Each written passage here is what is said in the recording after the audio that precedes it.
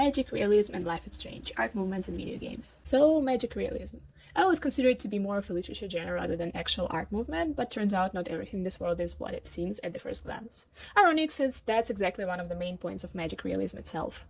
Magic realism or magical realism is an art movement was born in the 1920s in Germany as an opposing party to early avant-garde artists. Magic realism is mostly used in literature, but it does find its place in different forms of art too, including video games. And that's where we get to the patient of our table, Life is Strange. Life is Strange, a beautifully painful and emotional story about a young girl, Max Caulfield, who finds herself able to control time after taking a picture of a blue butterfly. Magic realism has several key defining concepts that are all present in the game in one way or another. First of all, even if magical, this is still a realism genre. That's why its core is a realistic setting.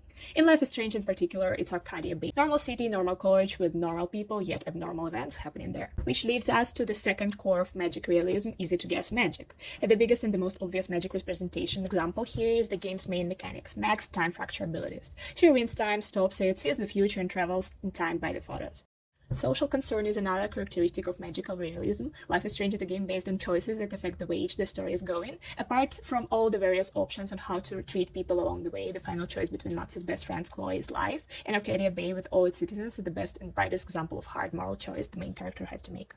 The last but not the least characteristic I'm going to mention is myth and legends. The blue butterfly symbol of the game is considered to be Chloe's soul. You can actually see her landing on the Chloe's coffin in one of the endings. And the ghost deer appearing throughout the whole plot is also considered to be the soul of long-gone Rachel Amber, trying to lead Max and Chloe to her body. In fact, ancient native tribes of America believed that souls of people were tied with those of animals. Ironic coincidence or maybe a well-planned detail, but indigenous people of Latin America are considered to be the first trailblazers of the magic realism genre.